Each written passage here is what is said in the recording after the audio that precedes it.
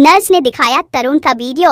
मनोहर जी की मजबूरी। जी हाँ दोस्तों, सीरियल अनुपमा की कहानी अब उस दिल दहला देने वाले मोड़ पर आ चुकी है जहां विश्वास, मजबूरी और घातक साजिशें एक साथ टकरा रही हैं। जेल से बाहर आते ही जब अनुपमा ने राहत की सांस ली तो उसे अंदाजा नहीं था कि उसके सामने एक और तूफान खड़ा होने वाला है।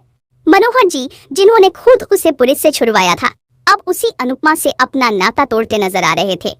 कहानी की शुरुआत होती है उस पल से जब अनुपमा जेल से रिहा होने के बाद सबसे पहले मनोहर जी से मिलने अस्पताल पहुंचती है।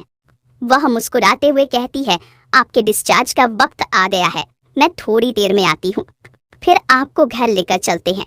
लेकिन उसी वक्त उसकी रूममेट जैस्मीन आकर याद दिलाती है कि आज घर का किराया देना है और कुछ भी करके पैसों का इंतजाम करना जरूरी है। अनुपमा परेशान हो जाती है। एक तरफ मनोहर जी की देखभाल, दूसरी तरफ आर्थिक जिम्मेदारियां। वह तय करती है कि पहले मनोहर जी को घर ले जाए, फिर किसी तरह पैसों का इंतजाम करेगी। लेकिन जब वह कुछ ही समय बाद दोबारा अस्पताल लौटती है तो माहौल पूरी तरह बदल चुका होता है। मनोहर जी, जो अब तक उसे बेटी की तरह मानते थे, अचानक सख्त और बेरुखे लहजे में कहते हैं, तुम यहाँ से चली जाओ, अब हमें तुम्हारी सेवा की जरूरत नहीं, हम तुम्हें नौकरी से निकालते हैं। अनुपमा सन्न रह जाती है। वह पूछती है, पंडित जी ऐसा क्या हो गया? अभी तो आप ठीक थे, अचानक ये बदला हुआ रवैया क्यों? लेकिन मनोहर जी कुछ भी कहने से इनकार कर देते हैं और कहते हैं कि उन्हें अब अनुपमा की शक्ल तक देखना मंजूर नहीं। अनुपमा को कुछ समझ नहीं आता। वह परेशान होकर अस्पताल के कॉरिडोर में बैठ जाती है और बार बार यही सोचती है कि आखिर उसके पीछे उसकी गैर मौजूदगी में ऐसा क्या हुआ जिससे सब कुछ बदल गया। तभी एक नर्स आती है और उसे चुपचाप अपने साथ ले जाती है। नर्स उसे एक कोना दिखाती है और फुसफुसाते हुए बताती है कि थोड़ी देर पहले पंडित जी का बेटा तरुण आया था, जिसने अपने पिता को बहुत खतरनाक धमकियां दी है। अनुपमा का चेहरा हैरानी से भर उठता है और नर्स उसे मोबाइल पर एक वीडियो दिखाती है जिसे देखकर अनुपमा की रूह कांप जाती है। उस वीडियो में तरुण अपने पिता से कहता है, अगर आपने उस अनुपमा को नौकरी से नहीं निकाला तो मैं उसे जिंदा नहीं छोड़ूंगा। पहले उसकी नौकरी, फिर उसका सम्मान, फिर उसका घर और आखिर में उसकी जान, सब कुछ छीन लूंगा। समझ लीजिए पापा, या तो वो जाएगी या फिर आप। ये शब्द सुनकर अनुपमा जैसे टूट सी जाती है, लेकिन अगले ही पल उसके भीतर की जुझारू औरत जाग जाती है। वह समझ जाती है कि मनोहर जी का बदलता रवैया उनकी मर्जी से नहीं बल्कि बेटे के डर और धमकियों के कारण है। वह धीरे से कहती है, तरुण अगर उन्हें अपने साथ ले गया तो उनका सब कुछ छीन लेगा, उनका डांस, उनकी पहचान, उनका घर, सब कुछ। यहीं से कहानी एक नए मोड़ पर मुड़ती है जहां अनुपमा तय करती है कि अब वो चुप नहीं बैठेगी। वह जानती है कि अगर उसने अभी कदम नहीं उठाया तो तरुण जैसे नुस्खे जो एक नेक इंसान की जिंदगी को तबाह कर देंगे। अब वह न केवल खुद को बल्कि मनोहर जी को भी बचाने के लिए एक बड़ी रणनीति बनाती है। वह हॉस्पिटल से बाहर आते ही सबसे पहले जैस्मीन और भारती को सारी सच्चाई बताती है और कहती है कि अब वक्त आ गया है जब हमें तरुण का वीडियो सबके सामने लाना होगा। भारती कहती है, लेकिन वीडियो तो नर्स के फोन में है और अगर तरुण को पता चला कि हमने उसके खिलाफ कुछ किया है तो वो हमें ही नुकसान पहुंचा सकता है।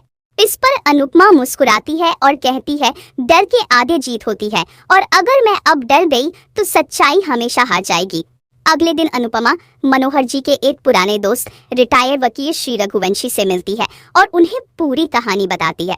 रघुवंशी जी कहते हैं, अगर ये वीडियो पब्लिक प्लेटफॉर्म पर आ गया तो तरुण का चेहरा सबके सामने बेनकाब हो जाएगा, लेकिन हमें सबूतों को सही तरीके से अदालत तक पहुंचाना होगा। तभी अनुपमा तय करती है कि वह तरुण की असलियत को कानून के दायरे में लाकर ही दम लेगी। उधर तरुण भी अपनी चालें चलने में लगा हुआ है। वह मीडिया में बयान देता है कि अनुपमा ने उनके घर की संपत्ति हथियाने के लिए झूठी कहानियां गढ़ी हैं और वो अपने पिता के खिलाफ लोगों को भड़का रही है। तरुण की प्रेस कॉन्फ्रेंस टीवी पर आते ही समाज के लोग भी दो भागों में बंट जाते हैं। कुछ अनुपमा का समर्थन करते हैं तो कुछ तरुण की चालों में फंस जाते हैं। लेकिन अनुपमा डगमगाती नहीं। वह एक प्रेस मीट बुलाती है और वहां तरुण का वीडियो सबके सामने चला देती है। मीडिया हॉल में सन्नाटा छा जाता है और हर चेहरा हक्का बक्का रह जाता है। अब न केवल समाज बल्कि कानून भी अनुपमा के पक्ष में खड़ा हो जाता है। पुलिस तरुण के खिलाफ जांच शुरू कर देती है और कोर्ट में सुनवाई की तैयारी होती है। कोर्ट में जब वीडियो दिखाया जाता है तो जज खुद हैरान हो जाते हैं। पंडित मनोहर जी को भी कोर्ट में बुलाया जाता है और वे मजबूती से गवाही देते हैं कि कैसे उनके बेटे ने उन्हें मानसिक रूप से प्रताड़ित किया, उन्हें मारने की कोशिश की और अब अनुपमा को फंसाने की योजना बनाई। कोर्ट में सबूतों और गवाहों के आधार पर तरुण को हिरासत में ले लिया जाता है और उस पर हत्या की साजिश, धमकी और मानसिक शोषण का मुकदमा चलता है। वहीं अनुपमा को न केवल निर्दोष घोषित किया जाता है बल्कि अदालत की ओर से उसे सम्मानित भी किया जाता है। कोर्ट कहता है अनुपमा जैसी महिलाएं इस समाज की प्रेरणा है, जिन्होंने न केवल खुद पर हुए अन्याय के खिलाफ आवाज उठाई बल्कि दूसरों के लिए भी मिसाल कायम की। कहानी के अंत में पंडित जी भावुक होकर अनुपमा से कहते हैं, बेटी अगर आज तुम ना होती तो शायद मैं इस दुनिया से विदा ले चुका होता।